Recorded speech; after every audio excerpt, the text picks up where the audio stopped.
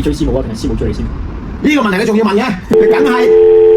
我哋帶呢個仔去睇拳啊！大佬都想學咁啊！我講晒粗口啊！又即係咁個女仔咧就佢又驚我話驚發達啦！我又諗住捉住我啦，唔捉住我，佢驚咧，我要走喎。幾時帶師母睇拳？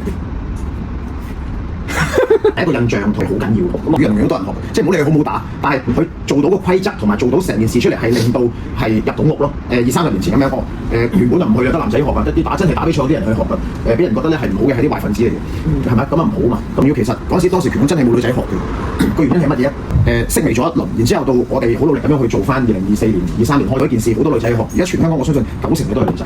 打比賽就真係好少數咯，所以你做得好好睇係一個娛樂節目或者係一個綜藝節目，但係變相令到拳館嘅事業發展係我唔想去變艱難咯。咁所以我覺得係俾個平台大家去交友認識同埋做運動，咁然之後喺入邊撮合到好多一啲真嘅姻緣啦。詠拳館 Crossover Beyond Love 搏擊配對交友，與你打出愛火花，快啲報名參加！